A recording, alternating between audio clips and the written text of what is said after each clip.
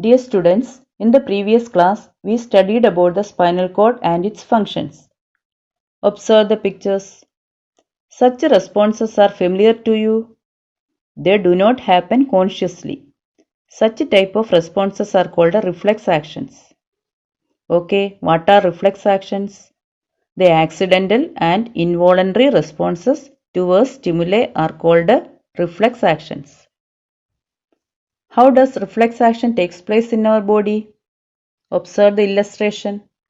Yes, while touching the flame of a candle unknowingly, we move the hands or withdraw suddenly.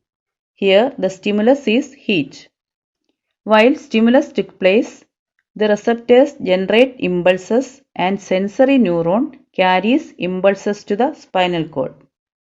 Then the interneuron, which are the neuron that connects the sensory neuron and the motor neuron, generate quick responses and the motor neuron carries the information from spinal cord to related muscles. Now let us learn what is reflex arc. Reflex arc is the pathway of impulses in the reflex action. Mainly spinal cord acts as the center of reflex action. But all reflexes are not under the control of the spinal cord.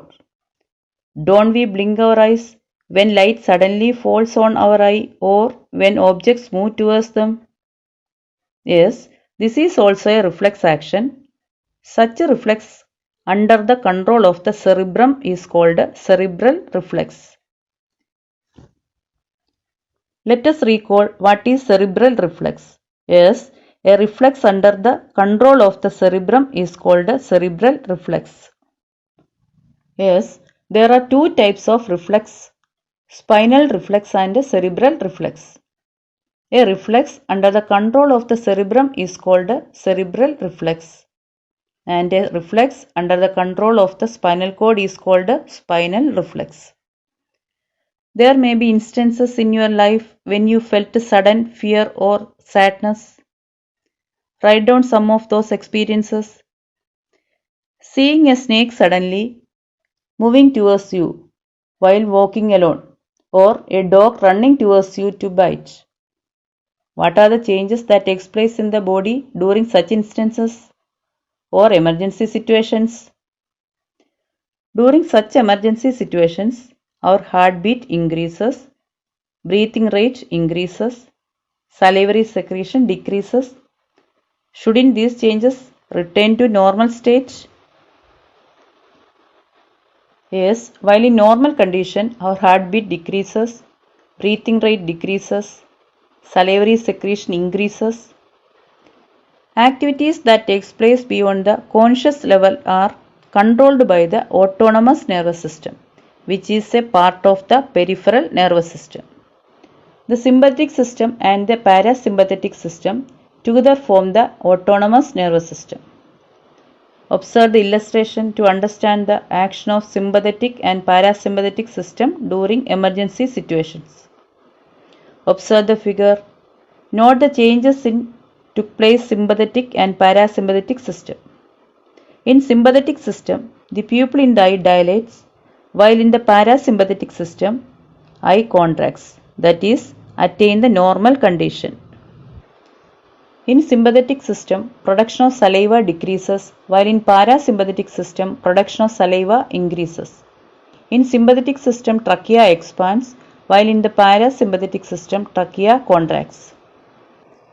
In sympathetic system, heartbeat increases, while in parasympathetic system, heartbeat becomes normal. In sympathetic system, gastric activities slow down, while in parasympathetic system, gastric activities become normal. In sympathetic system, glycogen is converted to glucose, while in parasympathetic system, glucose is converted to glycogen. In sympathetic system, peristalsis in the intestine slows down, while in parasympathetic system, peristalsis in the intestine becomes normal.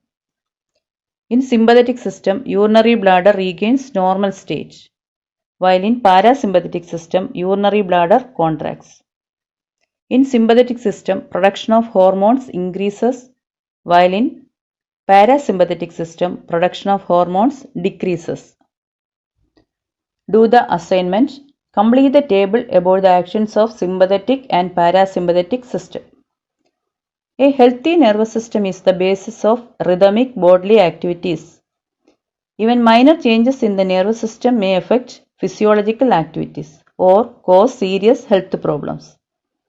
Then let us study the diseases that affect the nervous system.